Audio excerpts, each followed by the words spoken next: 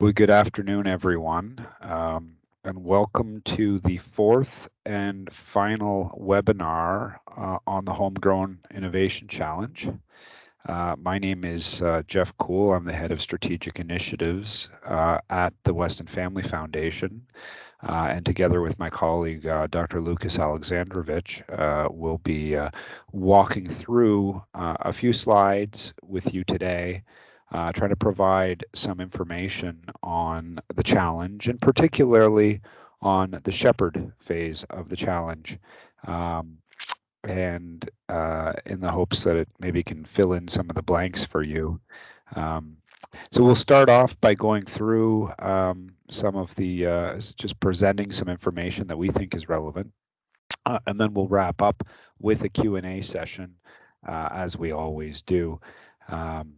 And of course, as with previous webinars, you are welcome to add your questions to the chat box in Microsoft Teams whenever you like.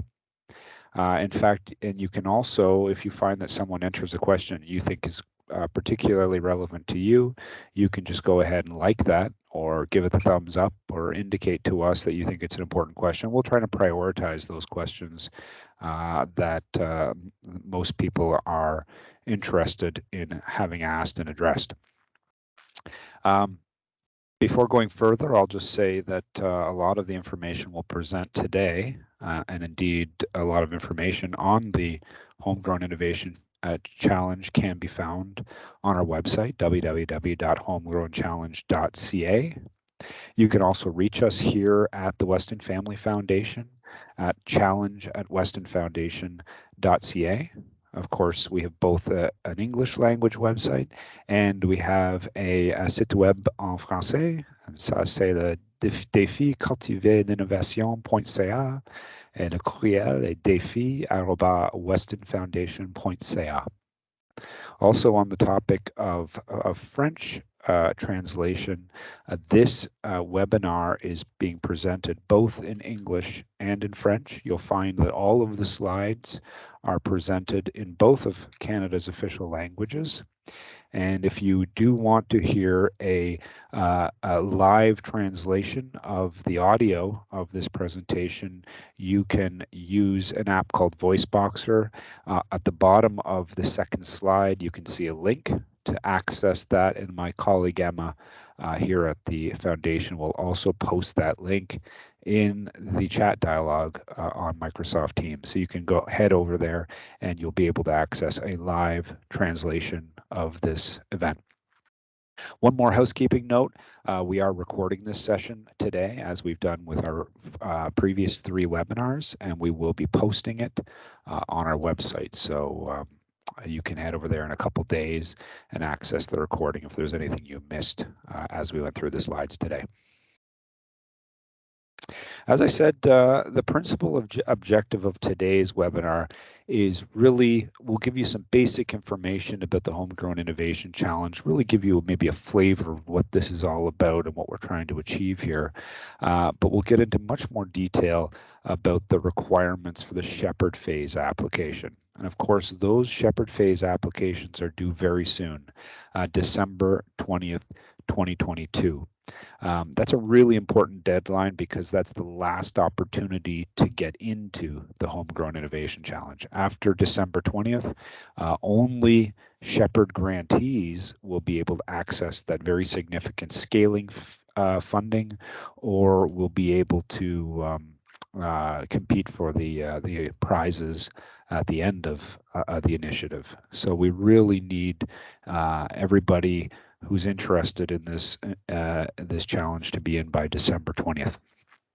Another point is Lucas and I will take you through the various sections of the Shepherd applications in a moment in varying levels of detail. I think the way we've structured this presentation is really, we're going to drill down into some topics in more detail than others. Some we'll just gloss over. But I think if you feel that we've glossed over something you're particularly interested in, or if we haven't even covered an element of the application that you're interested in, please, again, throw that question in the chat box, and we'll try to come back to that at the end of the presentation during the Q&A session. We have allowed a lot of time for this webinar today. So our hope is, as it has been in the last 2 webinars, to really get through all of the questions that you may have. So we're prepared to stay here for quite some time to be able to make sure that we don't turn anyone away who may have a relevant question about the challenge, or specifically about the shepherd phase of the challenge. So with that, I'm going to invite my colleague, Dr. Lucas Alexandrovich, who's the program manager charged with the daily responsibility and oversight of the Homegrown Innovation Challenge, to kick off with the challenge statement and take you through some of the high-level structural information about the Homegrown Innovation Challenge. So I'm going to hand it over to you now, Lucas. Great, thanks very much, Jeff. So as Jeff mentioned, I'll jump right in with the overall challenge statement, which is really your kind of main point of reference for the challenge and the goal that we're looking for. So I'll read this out. So this reads as, the Homegrown Innovation Challenge asks innovators to create and deliver a market-ready system to reliably, sustainably, and competitively produce berries out of season and at scale in Canada. So that provides to you hopefully an overview of the kind of solution we are looking for. So at its essence, we are looking for a growing system that can produce berries out of season in Canada.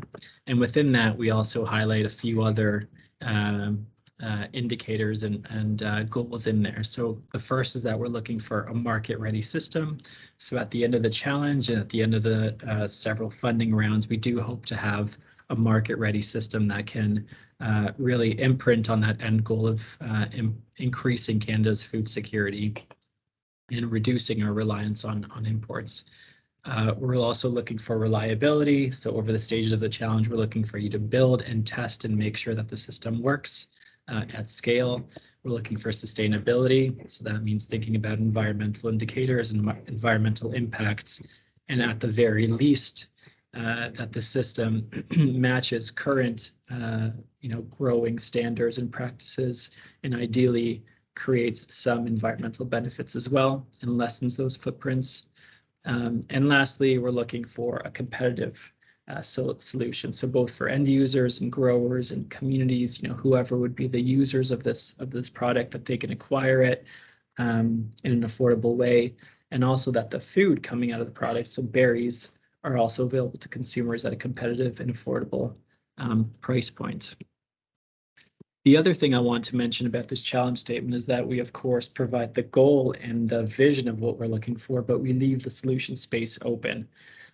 So therefore, it's to you and really to the community to kind of creatively think about how we get there.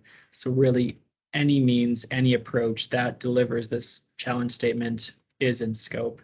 And what I mean by that is, solutions looking at robotics or controlled environments, berry genetics, disease and pest control, all are within scope and within bounds, as long as the team can justify how using that approach would help us extend the growing season for berries in Canada.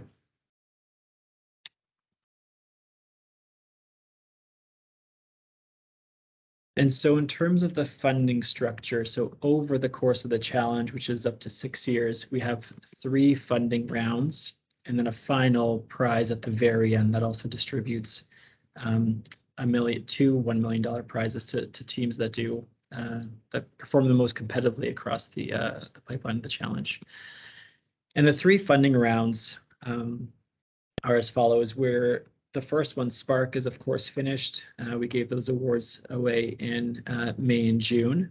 And now we're looking forward to the Shepherd phase, where entries are due at the end of December 20th of this year. And in that phase, we're distributing 10 awards of $1 million each. And the Shepherd phase is really where the meat of the funding starts within this program. And that's where teams, if they're successful, receive the $1 million to start building and testing out a proof of concept for their solution. Within that phase, successful teams would have 18 months to utilize that funding. And from those 10 teams, we would then consider 4 of those for the scaling up funding. And so in that instance, 4 teams would receive $5 million each to then take that proof of concept that they built during Shepherd and trial and scale it up to well, a larger scale. So at a full farm scale, at a full greenhouse scale, and see how it works.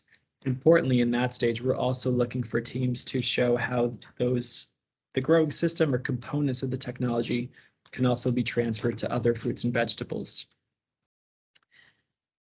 I guess the important thing to note, well, there's two. One is just the deadline for Shepherd. So December 20th, 2022 is when applications have to come in. And also after this point, entries to the overall Homegrown Innovation Challenge are closed. So only the Shepherd teams that are in place are then considered for the follow-on funding opportunities. So the scaling phase awards, and then the eventual prizes at the very end of the competition in 2028. And I guess the other thing to mention too is just the scale of funding. So an individual team going through all these rounds and sweeping up and winning all these rounds is eligible for up to $8 million in funding as well. So it's a substantial package that's up for grabs. In terms of how to apply, so English language applications have to be submitted via Smart Simple. That's an online grant portal that we use for collecting and reviewing applications. If you're a first-time user, you'll have to register, which is a very, very quick and simple process, and then you'll have access to the portal. Otherwise, if you already have an account, you can use this link to go there, and of course, the link is also hosted on our website. For French language applicants, we have a slightly different process, which we explain on our website as well. But there's a downloadable form that teams can use. They send the information directly to the Weston Family Foundation team via email, and we create a proposal in the system for you. Otherwise, both English and French applications are reviewed and handled in the exact same way for the remainder of the assessment process. And of course, if you have any questions about either process, the team is here to help and support on that front.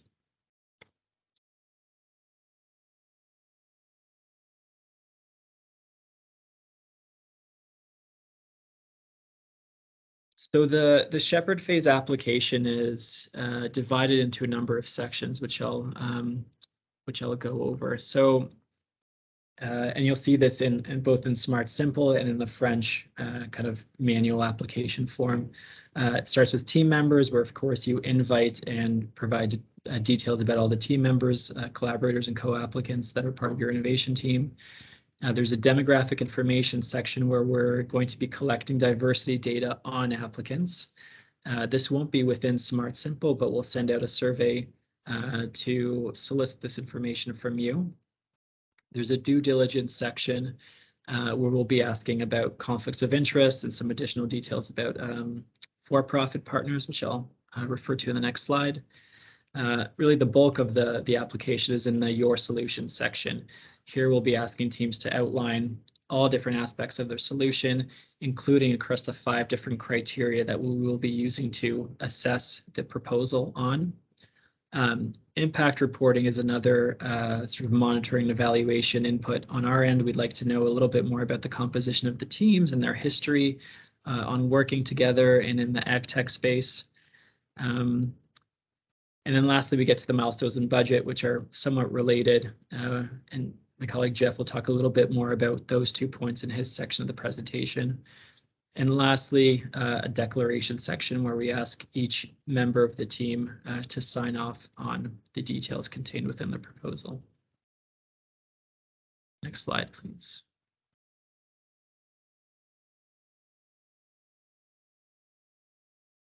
And so we'll be asking you to work across your team members for all sections of the proposal, but in particular, we just want to flag 2 sections, both demographic information and due diligence components. So the demographic information, that's the diversity survey we will be filling out, and we'll be recommending all team members to fill this out. Of course, it's optional. It's not required, but it is recommended. All information submitted to us will be confidential, and so completion or non-completion of this will have no impact on your proposal. For section 3 for due diligence, this contains a number of questions about conflicts of interest with the proposal that pertain to the entire team and all team members. And additionally, for some of the team members, the ones that are not qualified donees, so for example, industry partners, we do ask for a little bit more context and background on the businesses involved. So we will be asking for the principal investigator, the person leading the proposal, to make sure that they reach out to all team members as relevant to acquire this information and submit it within Smart Simple. Next slide, please. And then you'll see also that the application form is really divided and aligned with the 5 criteria that we will be evaluating or using to evaluate your proposal. And it's laid out, so under each of these criteria in the proposal, there's a number of sub-questions that we ask. And generally, these are, the first one is impact. So it's looking at, comprehensively, how does the solution imprint on that challenge statement? So to what extent is it extending the growing season, and can it deliver on our overall challenge goal? Criterion 2 is about technological achievement and looking about how novel are the technological components proposed in the solution and how they benchmark to, what else is available globally. Criterion 3 asks about team capability, and is there a team in place to deliver on building and trialing and scaling up the solution. Criterion 4 asks about commercial viability, so thinking about end users of your growing system, as well as consumers, and how your solution and its operations would line up with, the needs and the price points and considerations of those stakeholders. And lastly, Criterion 5, we ask about environmental sustainability. So thinking about environmental footprints for any relevant and major indicators that your solution kind of encroaches on, how it lines up with current best practices, and are there any risks and benefits that we need to be aware of in that regard. Next slide, please. And specifically, we also wanted to cast your attention to 2 of the sort of major uploads that we'll be requiring. So for Criterion 2 on the technological innovation, we're asking for a 4-page plan to be submitted. And this really gives us a bit more detail on, what's going to be happening during the shepherd phase, and your roadmap for delivering your solution to the required TRL and to the scaling phase that comes after the shepherd phase. So just in a bit more detail, we're going to be asking for feasibility, so explaining how the different components work together and how they deliver on that challenge statement about extending the growing season. We're going to be asking about stages of development, so giving us just a bit of context of, within your solution that might have a number of moving parts, what already exists, what IP already exists, what needs to be procured or what's coming off the shelf, what still needs innovation, and what are your kind of innovation goals? What will you be really working on during the shepherd phase? And just a roadmap of how you are going to get to TRL 8 by the end of the challenge. So not by the end of this phase, but if you were to receive scaling funding by the end of that phase of the program. Of course, also a bit more about the shepherd phase plan. So what will you be doing over those 18 months? How will you be spending that $1 million? And how will you, importantly, have your solution ready for the scaling component afterwards?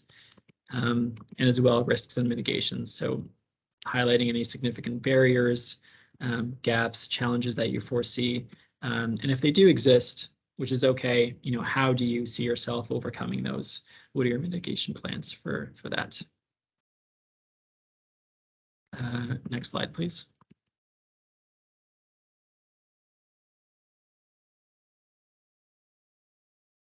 And I'll hand it back over to Jeff to talk about the other major upload that we'll require within the application. Thanks very much, Lucas.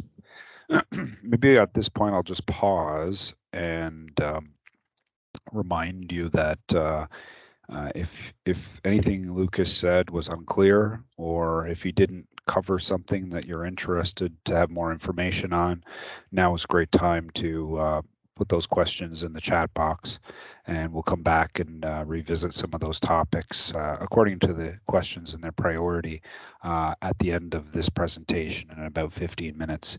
So please go ahead and put those in there, or upvote those questions you think are most germane and important. So I'll pick up where Lucas left off, and that is also in section 4 in the Your Solution. And this has more to do with the implementation of the solution in the Canadian marketplace. If I take a step back for a moment, I might just say that ultimately what we're trying to achieve with this challenge is to strengthen Canada's resilience, to make us more independent vis-a-vis the production of fruits and vegetables, fresh fruits and vegetables, and indeed to reduce our reliance on imports. And while, of course, we don't require that grantees demonstrate a change on macroeconomics or on the balance of trade before the end of the challenge, we do expect solutions that are funded under the Homegrown Innovation Challenge to be implemented without delay after the challenge in 2028, and ideally start to move the needle quickly. And that's why we have a whole scaling up phase that allows us to allows applicants and grantees to address how they will do this at scale in the broader market. This section, this part of section 4 really has to deal with the roadmap and ascertaining the feasibility with which a grantee will be able to do just this in the Canadian marketplace. So all 4 sections, and again, this is a 4-page plan, just like the technical plan that Lucas was just talking about. All 4 questions sections are meant to really get to the bottom of, do we really think that you're going to be able to move that needle on Canada's trade deficit starting at the end of the project? So we want you to address cost structure. We want to know what your cost of goods sold are projected to look like. We want to know if you're going to be able to achieve price parity for the food product compared to a foreign competitor, and how you're going to do that. Are there any significant capital expenditures that need to be incurred in order to get you to a place of competition and market penetration? So we want as much detail there as possible, with the understanding that a lot of that's going to be projections, and there would be little certainty around those cost structure items. We also want to know what the competition landscape looks like.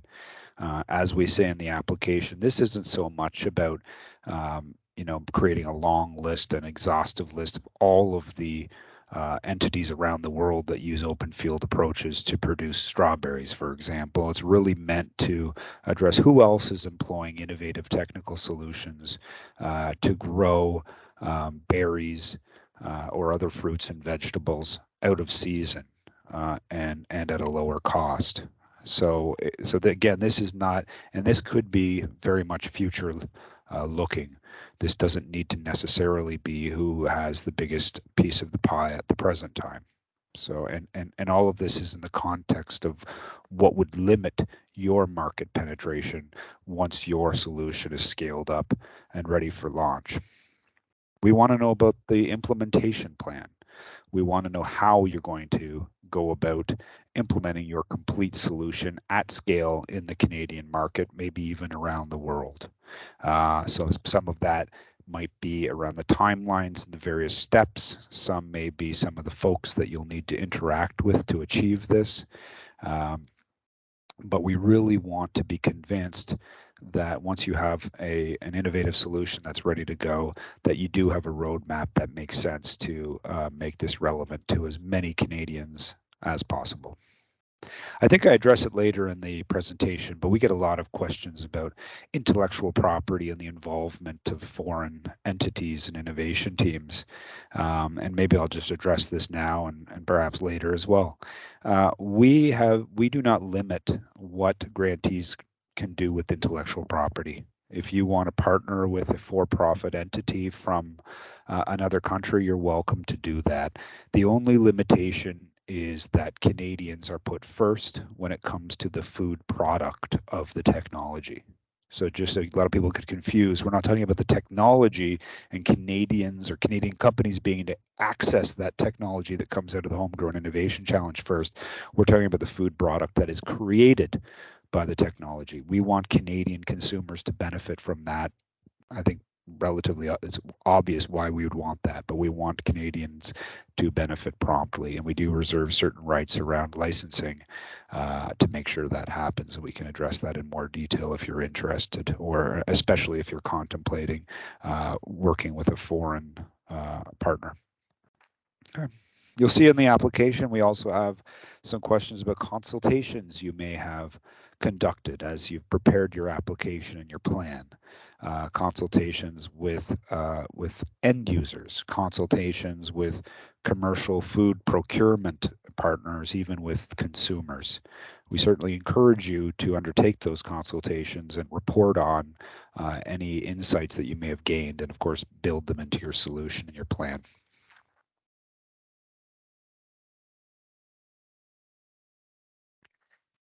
I also want to talk a little bit about the budget. The budget modules of the application form are relatively straightforward and should be relatively simple to complete.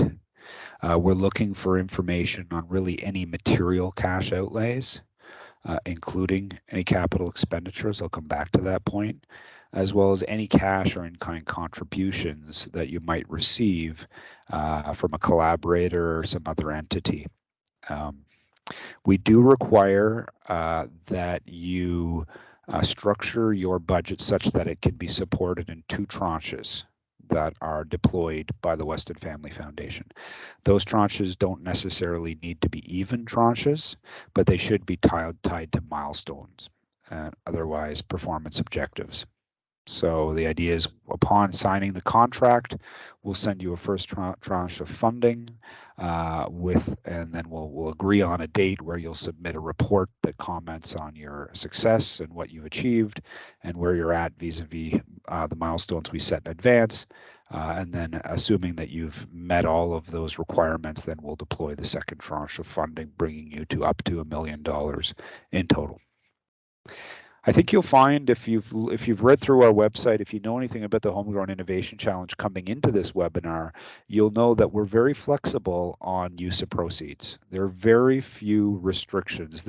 From the very get-go, this initiative was meant to be very pragmatic and very goal-oriented, and that, of course, is around improving Canada's food sovereignty. So we have very few restrictions on how our grant funding can be used. One of the few restrictions is that we do not allow for our grant funds to support a collaborator's capital expenditures. So that is, if you have particularly a for-profit company that is a collaborator on your innovation team and they have an interest in buying some land or putting up a building or undertaking some renovations, that's not something that we can support. Having said that, we generally prefer not to support equipment purchases undertaken by collaborators, but if it is truly required for you to develop and scale your complete solution, then we can look at that on a case-by-case basis. Of course, all of that, what I've just said, applies only to collaborators. We are willing to consider supporting capital expenditures incurred by qualified donees to the extent that they can be clearly justified. I mean, that at the end of the day is what's so important, that you need to note and know in very clear terms the manner by which each item you're requesting, each line item, will contribute to the achievement of that all-important challenge statement, which Lucas read at the very beginning of the presentation. As with the Spark phase, we do allow for up to 10% of the grant proceeds to be directed to institutional overhead of the qualified donee. But that must be taken from the full $1 million. So it's not as though you could prepare a budget that adds up to $1 million and then request another 100,000 for the institution. So that has to be taken. That 10% needs to be come out of that $1 million total. We've had several questions about the need for cash or in-kind contributions, particularly from for-profit collaborators. Not required. This challenge, at no stage does the Homegrown Innovation Challenge require any kind of matching funding or any kind of external support. That said, we think that if you have particularly a for-profit collaborator that is poised to benefit from the technology that's developed in this competition, we would like to see either cash or in-kind contribution or both. Again, not required, but if it is there, I think that'll strengthen the merit of your application in the eyes of our reviewers and our judges. Okay. Last point, and again, there's been a little bit of confusion about this. The way the budget modules are laid out is such that you can lay out, when we're asked for each line item, it should be the total amount for the 18 months of the Shepherd phase. It's when we talk about splitting it into tranches, it's only the total. So if your total amount is $1 million, then we just say, okay, for that $1 million request, how much do you need upfront and how much can come out as a second tranche? We don't need you to break down the line items and the individual cost centers into by tranche. Okay. So I appreciate there's a lot of detail there, a lot of nuance. Again, if anything's unclear, you have any additional questions, anything I didn't cover, please pop that into the chat box. So those applications, once again, due December 20th. What happens once we receive them? So we will be, unlike the Spark adjudication phase, we will be employing expert reviewers. We're already well into the process to recruit those subject matter experts from around the world. And they will ultimately feed into our judging panel. And this is the same judging panel we used during the Spark phase of the Homegrown Innovation Challenge. You can see it's really a stellar group. I won't go through each and every one of these people. If you're interested, you can find their bios on our website or otherwise just Google them. But they really did a fantastic job in the Spark phase. We very much look forward to working with this group again. I've said it once, I'll say it again. Another unique aspect of this initiative is that here at the Weston Family Foundation, particularly at the staff level, we make no decisions on funding. The decisions are ultimately made by this judging panel and, of course, to some extent, the board of the Weston Family Foundation. So that really allows us to work with applicants and to try to help applicants. Indeed, I think our main objective is to try to get as many great applications in front of judges come 2023 as we possibly can. So if you do have questions, you want to talk to Lucas or me, we're happy to do that. Indeed, we've already spoke with a lot of prospective applicants. What I'll add is, even though it's the judges that make the decisions on the applications, you're also welcome to speak with them. That's part of their contract. We've also clarified that just by interacting with a prospective applicant, that doesn't conflict them out or bias them in any way when it comes to reviewing your applications. So we certainly recommend getting in touch with us if you have something you want to discuss, or even getting in touch with any one of these judges. And again, there are several applicants who have already taken us up on that offer, which we're very happy about. I said earlier on that I was going to cover intellectual property in a little bit more detail, and here is the slide whereby I'll do that. I think that the headline is an important one. The assignment of Homegrown Innovation Challenge intellectual property rights is at the discretion of the innovation teams. We don't try to influence to whom intellectual property rights are assigned or licensed in any way. We leave that to you. To be very clear, the Weston Family Foundation is a private foundation. We're in the business of giving out grants. We don't expect any kind of return on investment. We don't expect royalties, any kind of rights in any intellectual property. This is pure philanthropy, which is meant to solve a major challenge we think Canadians are facing. We do expect the qualified donee, which is the entity that will receive the funding from the Weston Family Foundation, to make inventive contributions to intellectual property. If you have an innovation team and the qualified donee is not poised to make significant contributions to the project undertaken by the innovation team, it's unlikely you will be funded. And we certainly cannot get into a situation where a qualified donee is really only there as a flag of convenience, so to speak, or as a flow through. That's a big no-no. So we do require that it's demonstrated in your application that those qualified donees, even if they're working with co-applicants and with collaborators, that they are making a material contribution to this project, and that almost certainly will involve making inventive contributions to any foreground intellectual property that arises during the shepherd phase of the challenge. As I mentioned before, our only requirement around intellectual property is that the food product, in this case the berries, that are ultimately produced using technology developed in the Homegrown Innovation Challenge, that they're made available to Canadians as a priority. If we run into a situation where a commercial entity, for example, who holds the rights to the technology, decides that, Canada is just such a small country, we'll get there eventually. What we really want to do is hit the U.S. and Chinese markets first. Then we will employ certain mechanisms to intervene, and if in a worst case scenario, clawback rights, Canadian license rights, and award those to another entity who will put Canadians first. And I think everybody can understand why we would need to have that in, given our exclusive focus really on Canadians as a foundation.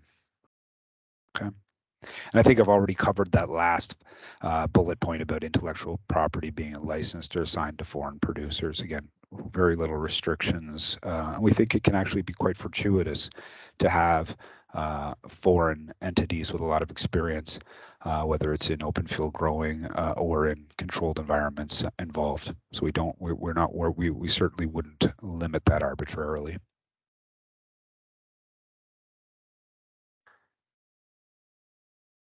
Another area where we get a lot of questions, probably more questions on this topic than really any other, is about who can receive Weston Family Foundation donations under the Homegrown Innovation Challenge.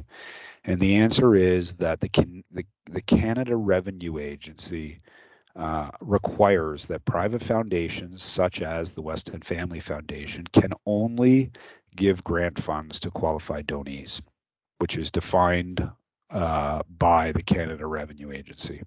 There's a long list of the categories of entities who can qualify as qualified donees, but for the purposes of the challenge, we're mainly talking about academic institutions, registered charities, municipalities, and government entities.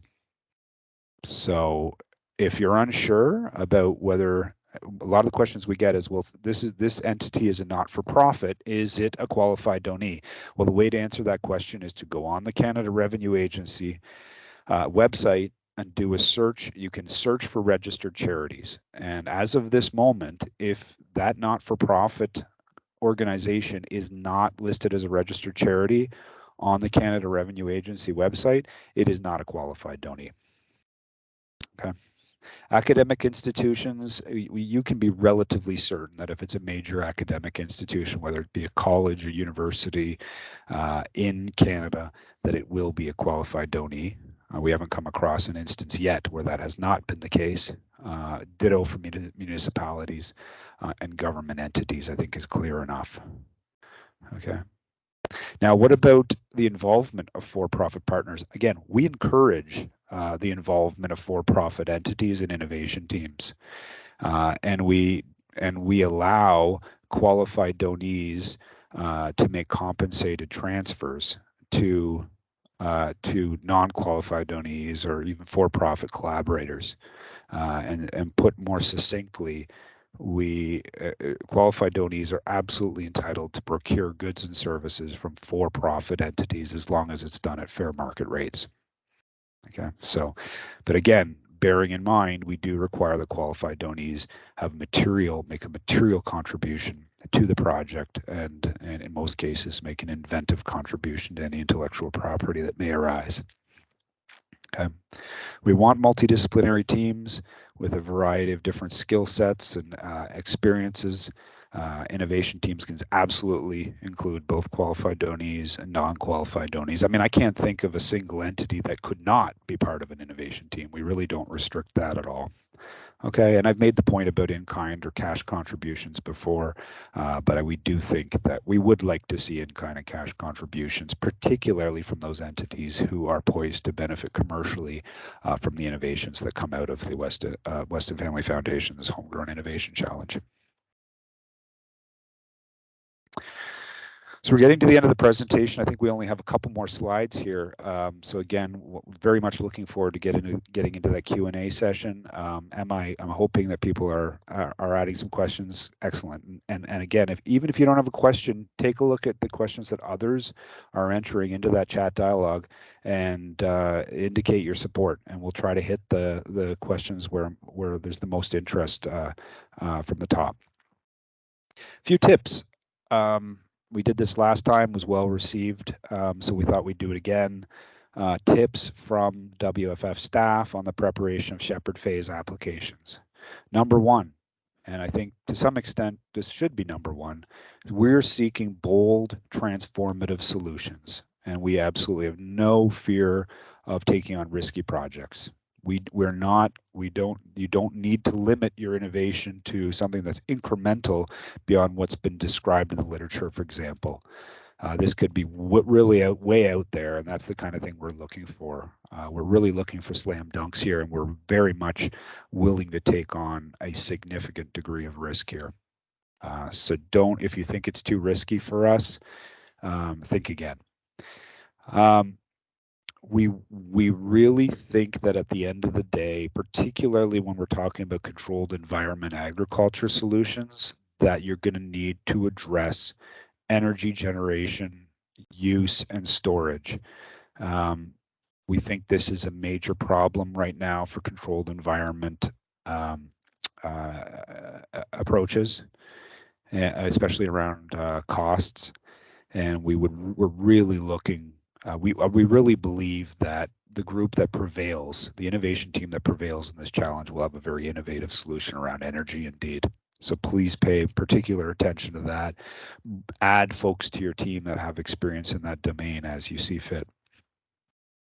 I made this point before, but I'll make it again because it is an important one. We don't need you to commercialize anything. We don't need you to demonstrate broad distribution of your product before the end of the challenge, but we really would like to see teams that really go from end to end in this challenge, hit the ground running once the challenge is over. We really want to, our objective is to, again, as I said before, really see a team starting to making a material contribution to improving our macroeconomics in this space, reducing our trade deficit around fruits and vegetables as soon as possible.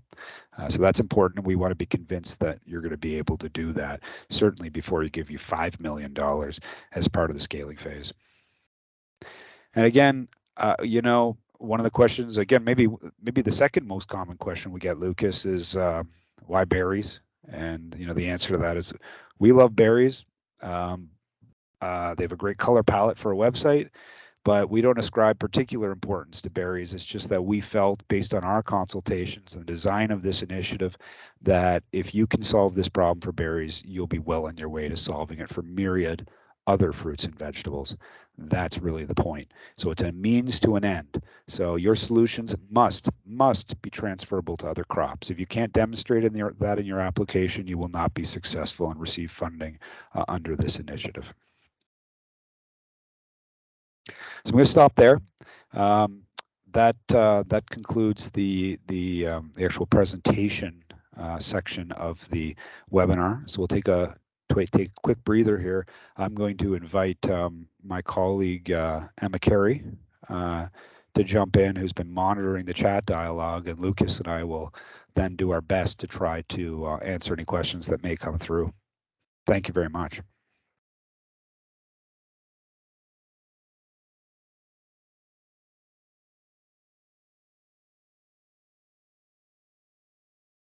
All right, thanks, Jeff and Lucas, for that presentation. Our first question that we've had is, can this PowerPoint be made available to the participants? Yeah, absolutely. We'll post that on our website, as I said, in the same way we posted the materials from our former 3 webinars. I think they're all still there. So if you're really interested, you can also go back and watch the recordings and look at our presentations from our past 3 webinars. And I think to some extent we've covered some of the same items we covered last time, but each of them will put a little bit of a different emphasis. So.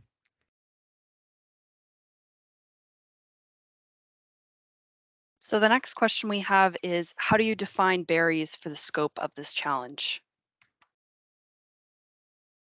Yeah, absolutely. We actually have a list on our website of all the different examples of berries that can be included. It's a pretty comprehensive list you'll see up there.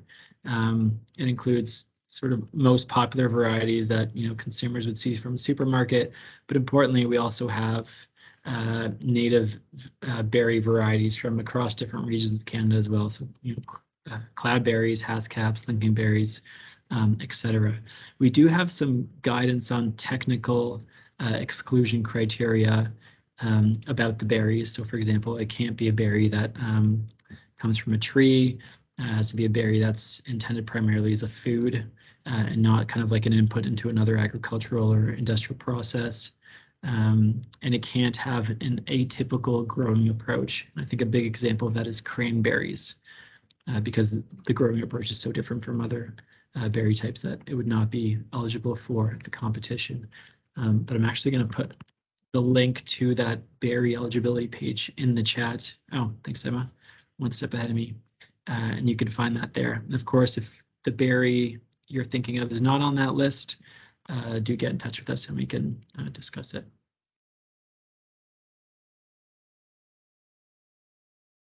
Thanks for that, Lucas.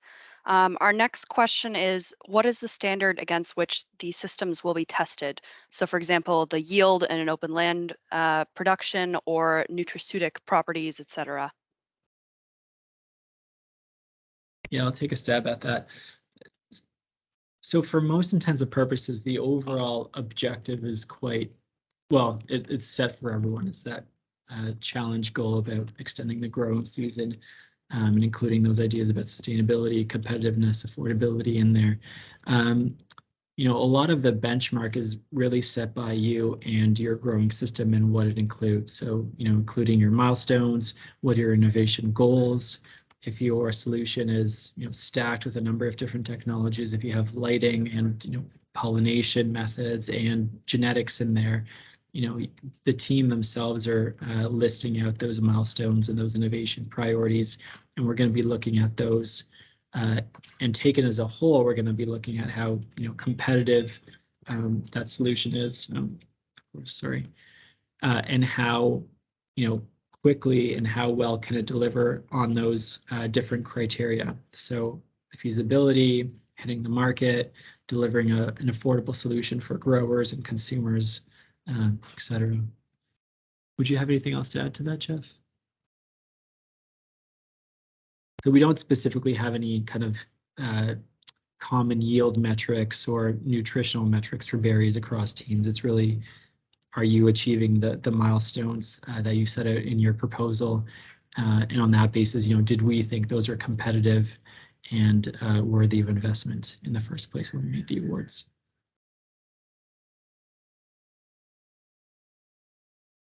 Thanks for that, Lucas. So our next question, we've kind of gone over this, but it might be useful to reiterate it. Someone's asked the question of who can apply to the challenge. Right. So we require that all innovation teams be led by a qualified donee. And a qualified donee is either a university, a college, a municipality, a registered charity, or a government entity. I mean, those are the most common qualified donees that would be relevant to the Homegrown Innovation Challenge. There are others, and you can find more information about that on the Canada Revenue Agency website. Of course, we welcome and encourage the participation of non-qualified donees, including commercial entities, in innovation teams. And we do allow qualified donees to procure goods and services from non-qualified donees without limitation, provided it's done at a fair market rate.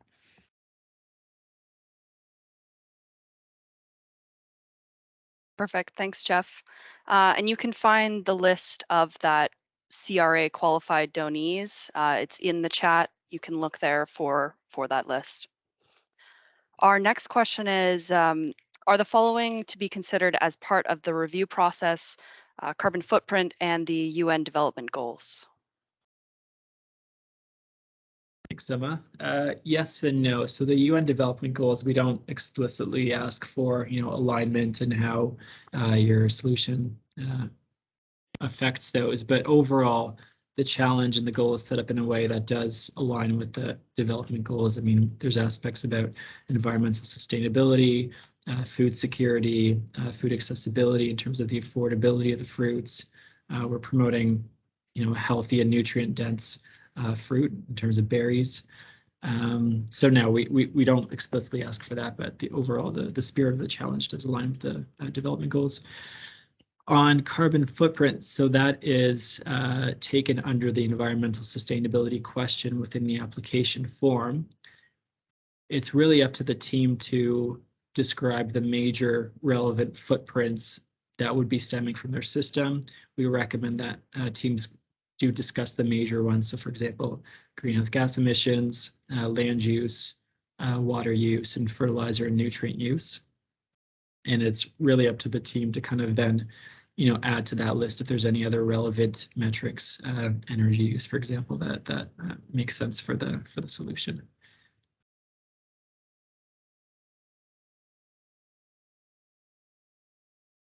And then we've also had more of a comment from Garson. I'm not sure if I'm pronouncing that name correctly.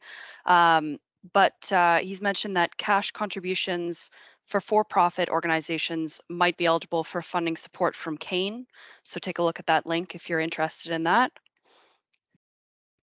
And then our next question is a question about the different application documents that we require and trying to get a sense of that. So the list includes the application form, summary, technical proposal, any additional publications, and then is there anything else such as CVs, et cetera? Yeah, absolutely. I'm not sure where that specific list is from. Sort of aligns, but sort of doesn't with our proposal. The best way to find out, I can give a brief overview, but of course, the best way to take a look is to log into Smart Simple and take a look at the different sections there that we require. Overall, there is the application form that is filled out within Smart Simple. So that's a number of questions that you type text and answers for. Along with that, there are 3 uploads. There's a summary of your proposal and just tangibly what it looks like and how it works. There is the technical plan proposal that I described, and then there's the scaling plan proposal that Jeff described as well. So there's those 3. And then we do have a place for CV uploads and a due diligence questionnaire for any for-profit partners on the team.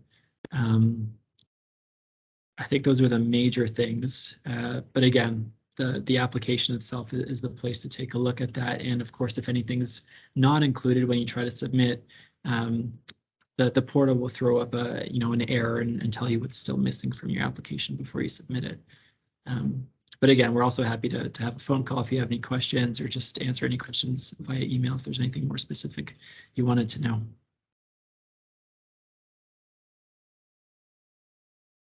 I would also add that there is an upload field. So if you have any kind of drawings that you think would help the judges and reviewers visualize the system that you're trying to implement, there is a field for that as well.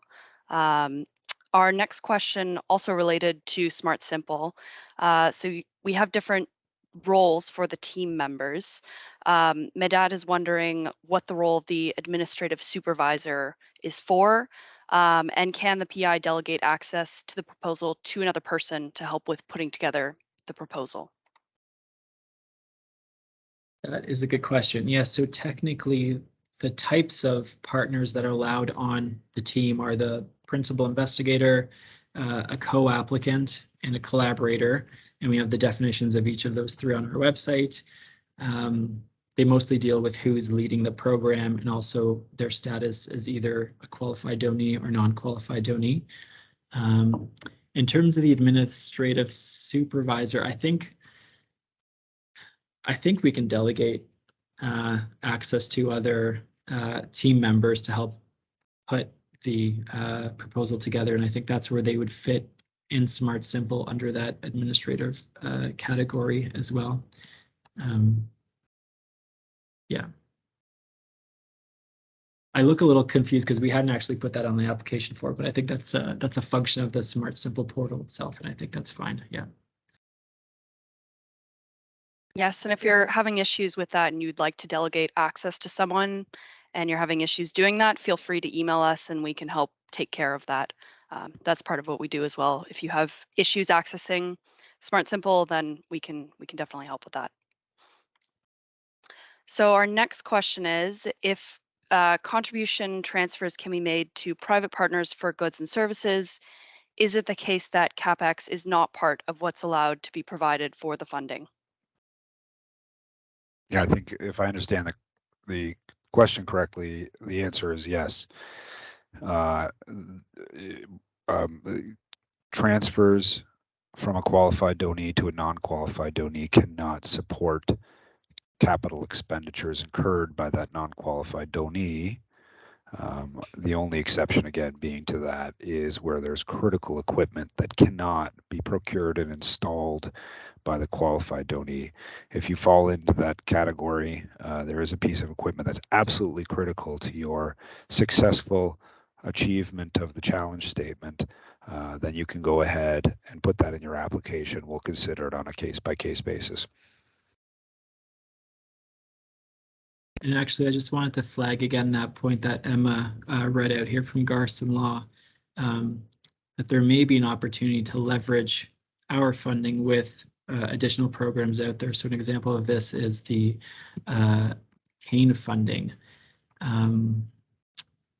So that's, of course, the Canadian Agri-Food Automation and Intelligence Network. And Garson was stipulating here that given our restrictions on some types of costs going to for-profit partners, those profit partners may be eligible to receive funding support for those types of costs from CANE through a separate funding initiative.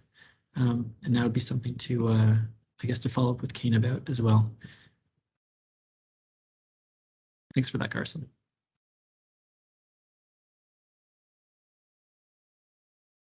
Our next question here is, will teams that are Canadian run and owned and partnering with Canadians, will they be prioritized over those that partner with foreign entities if everything else is equal in terms of the application quality, et cetera?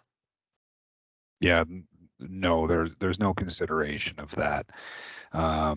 Again, what really matters to us is that the qualified donee be Canadian and based in Canada.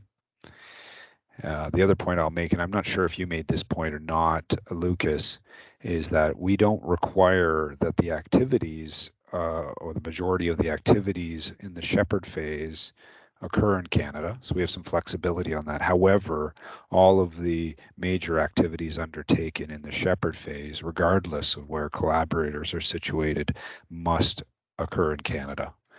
But no, I don't think just because a team is exclusively Canadian in terms of the collaborators, the co-applicants, and the lead applicant, I don't think that would confer you any advantage over others who might involve foreign entities. Again, in fact, we encourage qualified donees to reach out to foreign entities where it makes sense. And again, we also encourage, as I've said a few times, the participation of for-profit entities, whether they be in Canada or elsewhere. And in fact, just adding to that, given that some of these technologies and solutions are more advanced in other countries that have been thinking about this for a while, so Netherlands, Israel, Singapore, etc. In some ways it would be beneficial if partners are involved that already have experience, have been thinking about these solutions and technologies for some time, and are bringing that experience to your Canadian team.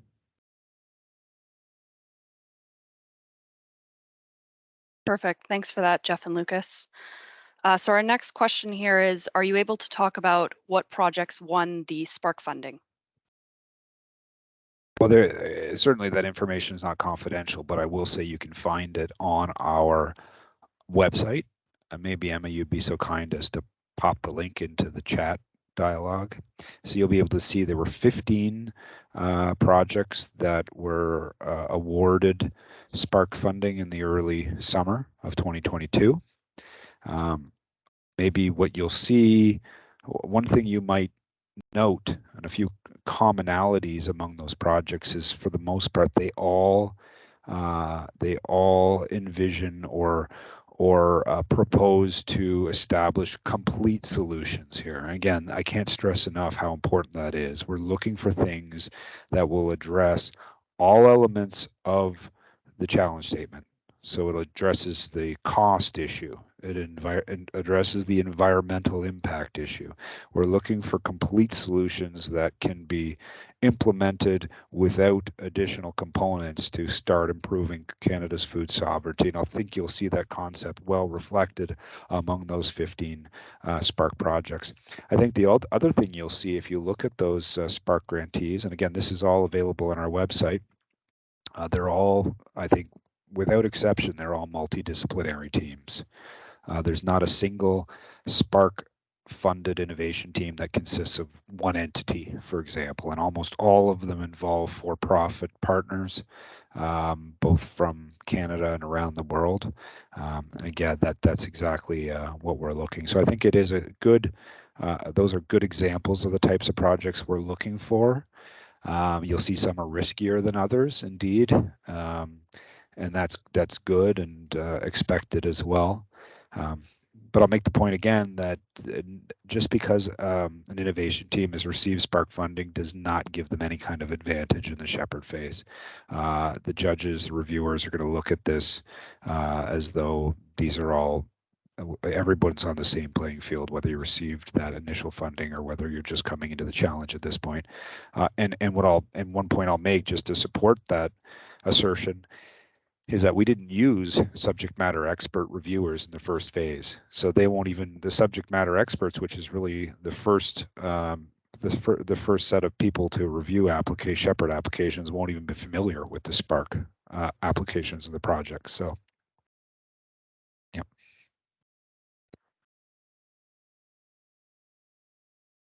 All right, our next question is, will preference be given to Indigenous Canadian berries? We have not established any kind of prioritization in that sense, so the answer is no. But certainly berries indigenous to Canada and berries of relevance to Indigenous Canadians are very much on our list of eligible berries.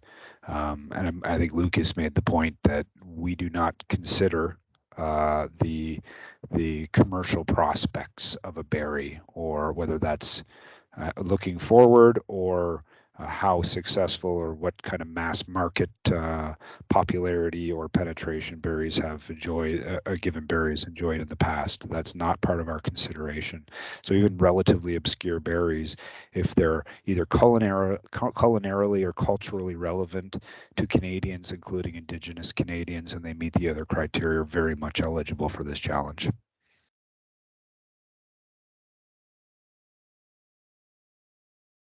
So our next question here is, how is the degree of difficulty of growing a berry play a factor in the application, assuming that all solutions can be applied to other crops?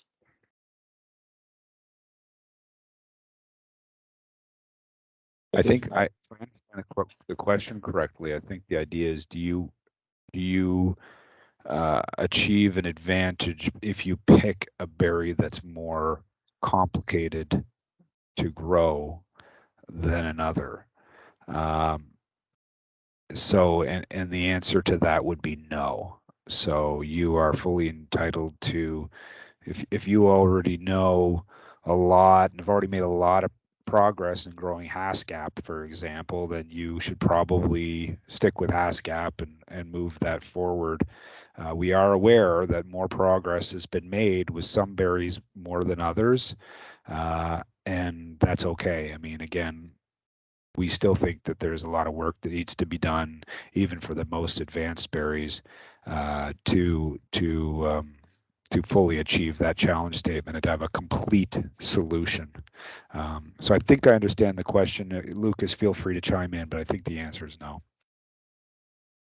I think on that too, we're also aware that some berry varieties are, take longer to grow. So you might have fewer growing cycles to test and kind of configure and trial over the course of the challenge.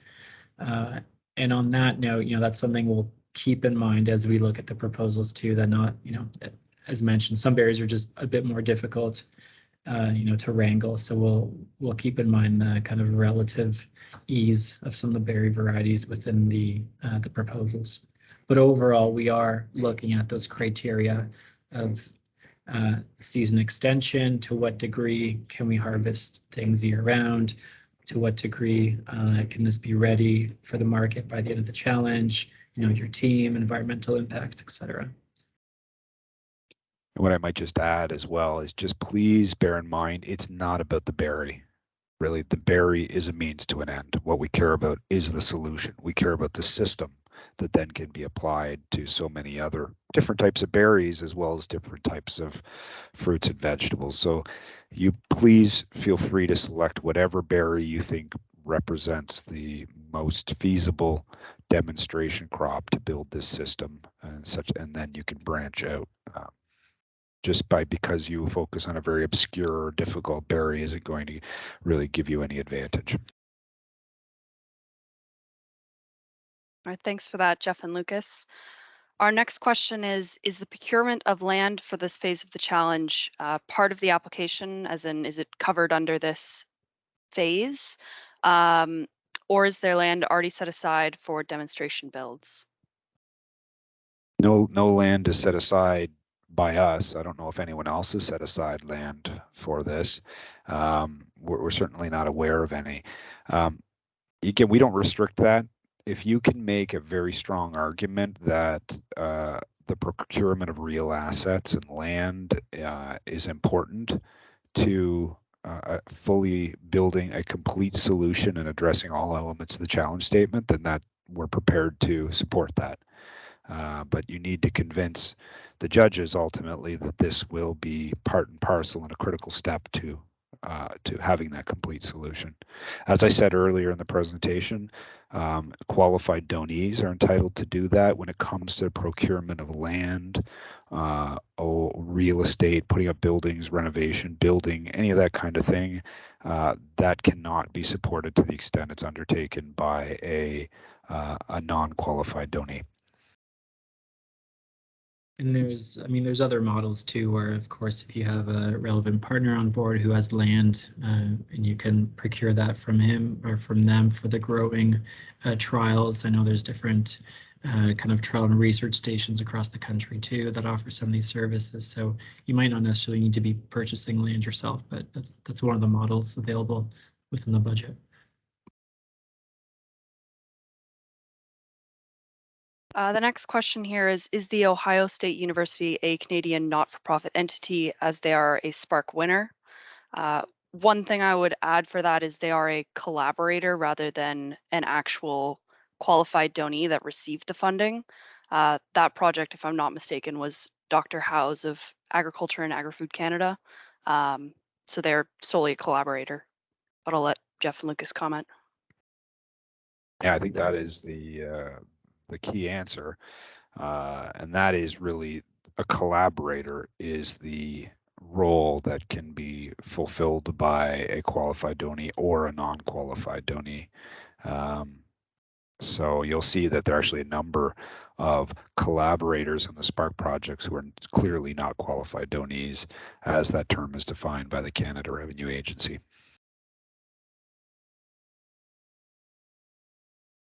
All right, if anyone has any more questions, feel free to put them now into the chat. We have run out of our questions that were in the chat, so do let us know if you have any further questions or pieces of clarification you'd like. John Warbick has just notified everyone that they have land available if anyone's looking for a location. The only issue is that it's inside an underground mine with free heat, which is potentially not actually an issue, but you can contact him there at his email that he's put in the chat. And I just wanted to add something to one of the previous questions about the Spark grantees. So yeah, we encourage you to look at those just to get an idea of the types of solutions coming in. And to Jeff's point as well about the types of things you can glean from that too is the diversity of ideas that are coming in too. So I mentioned that within the challenge statement, we define where we're heading to, but not really how we get there. And I think you'll see that within the Spark projects, as Jeff mentioned, they're kind of comprehensive, well-rounded solutions, and some of them focus on, different things in particular. So for example, one of them is a bit more on genetics, another one is a bit more on robotics. And I think it just goes to show that really any route is within scope of the challenge as long as it moves the needle on season extension of berries. Maybe just while we're waiting for some people to come up with some additional questions, I might just add a few points based on questions we've received in the past. We often get the question, how are we connected? How is Loblaws involved, or how is George Weston involved? And of course, the answer is they're not. There's a very strict firewall between the Weston Family Foundation and the operating businesses. So Loblaws has had basically no involvement in this.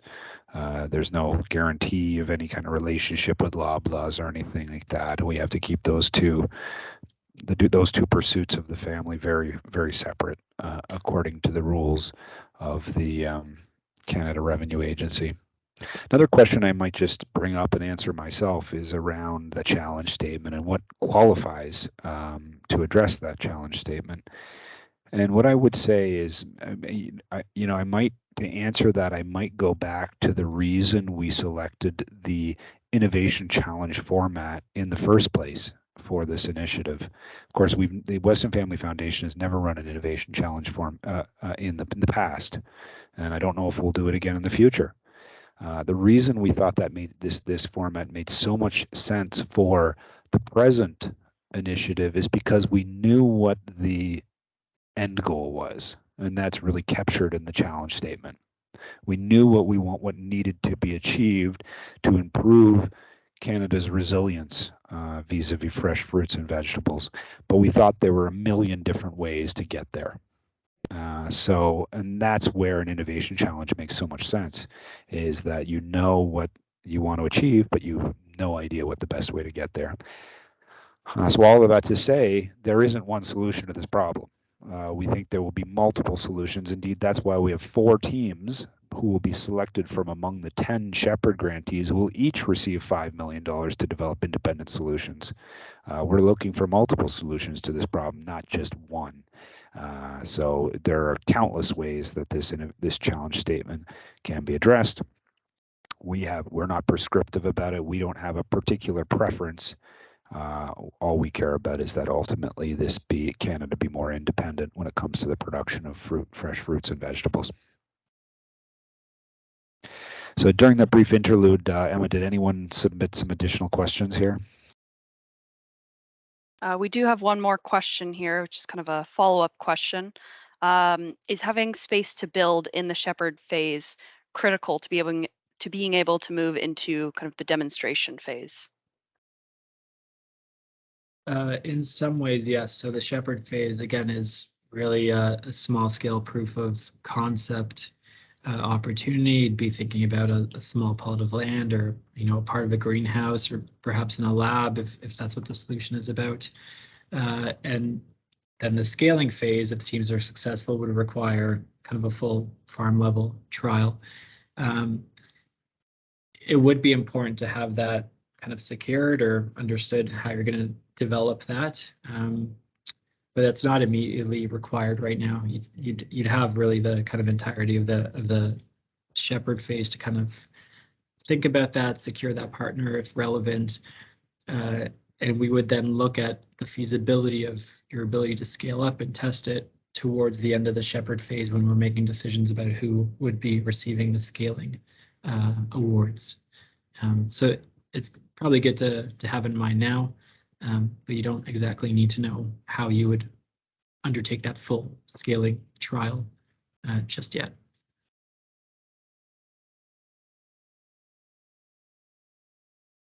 We've had another question on, do you have a criteria for evaluating the solution for no chemical and or no pesticide growing solutions, or is it solely the price and off-season of production? The pesticide aspect it would be one of the considerations under environmental sustainability. So if your solution has some unique features or is, pesticide free, for example, you could talk about that under the environmental indicators section of the proposal. Maybe I'll just take this opportunity to come back to that kind of that question around standards and benchmarks. And I think that largely we have avoided using absolute standards or comparators. This is a competition. We're comparing one team to the next. So a lot of this is meant to be relative. So we've laid out what we want to achieve, and now the judges are looking at, from the applications we receive, who is most well positioned to feasibly address this challenge statement and all of the components that go into that. So much of this is really more relative than it is absolute.